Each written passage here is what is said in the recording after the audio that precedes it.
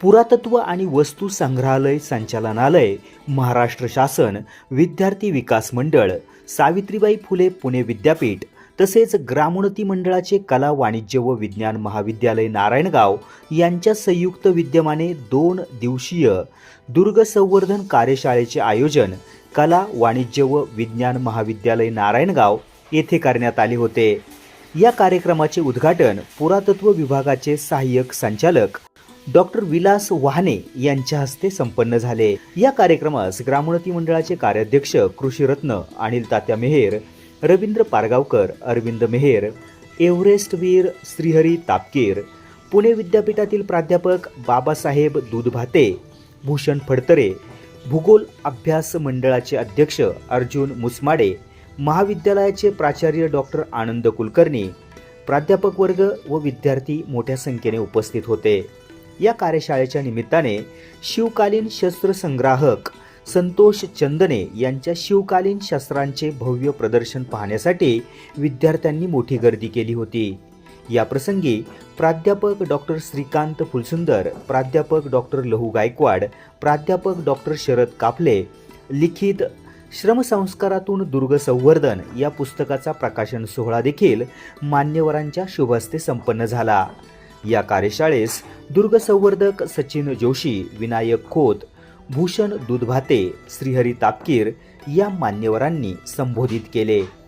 कार्यक्रमाचे प्रमुख पाहुणे डॉक्टर विलास वाहने यांनी दुर्ग संवर्धनाचे महत्त्व व आवश्यकता स्पष्ट केली, तर प्राचार्य आनंद कुलकर्णी यांनी दुर्ग हे आपल्या संस्कृतीचे रक्षक आहेत, त्यांच्यामुळेच आपल्याला प्रेरणा मिळते असे प्रतिपादित केले। कार्यक्रमाचे प्रास्ताविक प्राध्यापक डॉक्टर उत्तम पाठारे तर सूत्रसंचलन प्राध्यापक डॉक्टर लहू गायकवाड यांनी केले। उपस्थित मान्यवरांचे आभार डॉक्टर शरद काफले यांनी व्यक्त केले।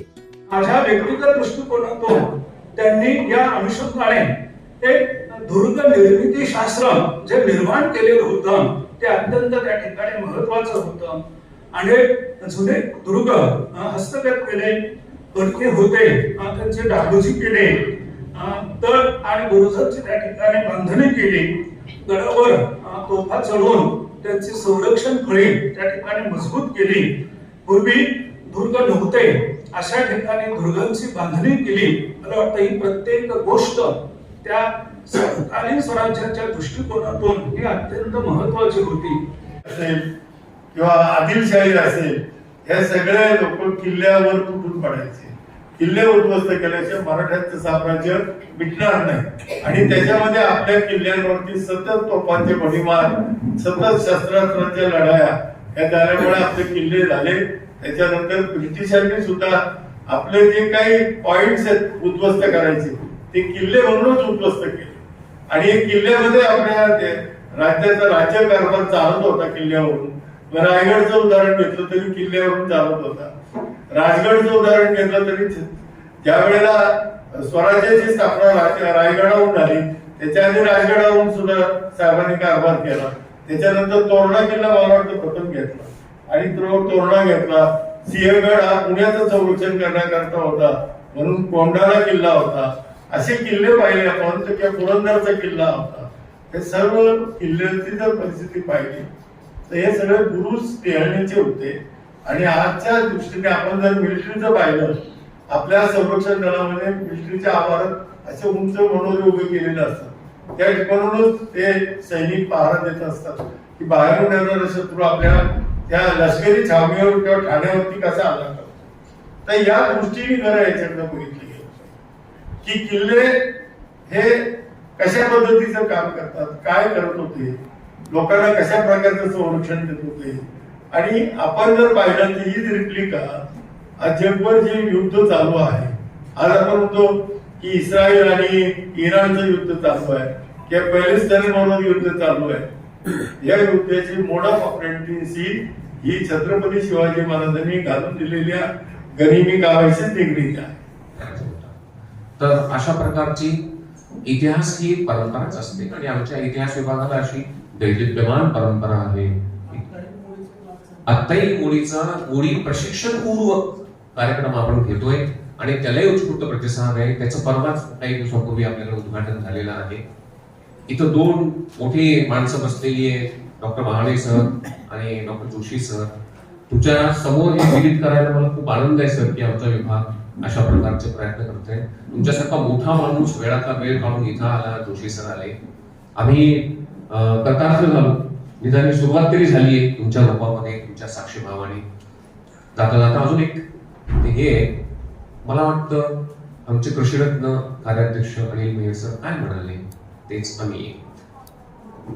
आता ते इतकं स्वयं स्पष्ट आहे, सेल्फ एक्सप्लेनेटरी आहे की त्याच्यावर अजून काय वेगळं सांगायला पाहिजे. आमचा वारसा काय आहे हे तात्यांनी तुमच्या सगळ्यांच्या पुढे विषय केलेला आहे. हाच आमचा वारसा आहे. इथून सुरू झालाय गुरुवारी सबनेसांच्या पासून तो थेट तात्यांच्या पर्यंत येऊन थांबलेला आहे. तर मला असं वाटतं की त्याचा म्हणजे ही असं समजू वाणे सर ही आम्ही नारायणगाव तसं तमाशा पंढरी आहे, पण इथं विठ्ठलाची उपासना करणारे आहे. आपल्याकडे जसं तमाशा आहे तशी वारी आहे. महाराष्ट्र हा लोकसंस्कृतीचं राज्य आहे. तर आम्ही सगळे या वारीचे वारकरी व्हायचा प्रयत्न करतोय. जी वारी हे सरपंच साहेबांनी शिक्षणाच्या रूपामध्ये इथं केलेली आहे. आणि सेक्युलर असणं म्हणजे काय हे सगळ्याच समाजशास्त्रातल्या अभ्यासकांनी आणि विद्यार्थ्यांनी आणि विद्वानांनी जो काही प्रचंड आणि अविरत गोंधळ चालवलेला आहे त्या गोंधळावर एक कायमचं सोल्युशन तात्यांनी आता इथे दिलेलं आहे. ते हे आहे की आम्ही सगळे या देशात जन्माला आलेले सजग सुजान भारतीय नागरिक आमच्या ऐतिहासिक वारशाचं संवर्धन करू.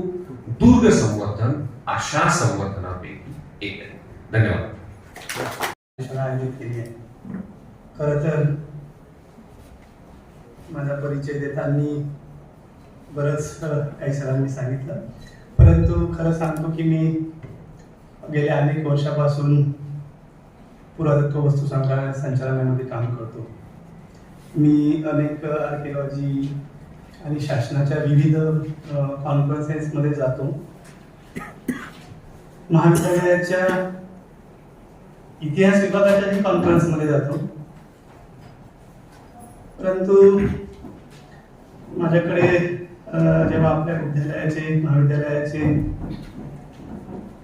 प्राध्यापक आले तेव्हा त्यांनी दुर्ग संवर्धन हा विषय मांडला. मी एकदा विचार करायला बसलो की एखाद्या महाविद्यालयाचा इतिहास विभाग दुर्ग संवर्धनावर कार्यशाळा का घेते.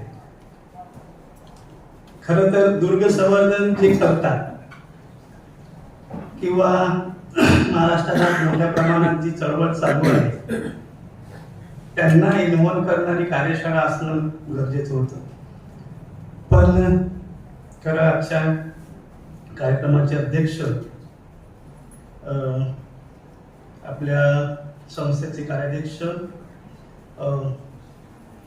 तसेच आपल्या संस्थेचे सहसचिव विश्वस्त आणि सगळ्या मंडळांसोबत आम्ही बाहेर बसलो तेव्हा त्यांनी 15 मिनिटातच ज्या काही गोष्टी सांगितल्या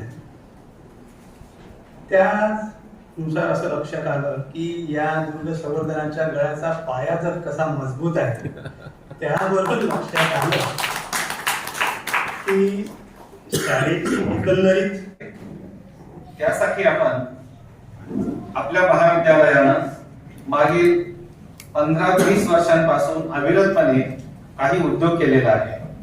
मुद्दाम असं म्हणालो, आमच्या NSSच्या विद्यार्थ्यांनी खूप काही श्रमसंस्कारातून साकारलेलं आहे.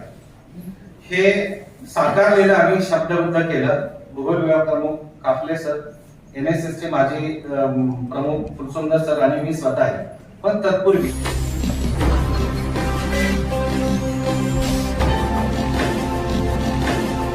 ताज्या घडामोडी आणि नवनवीन माहिती मिळवण्यासाठी समाज दर्पण या YouTube चॅनलला सबस्क्राईब करा आणि बेल आयकॉनवर क्लिक करा.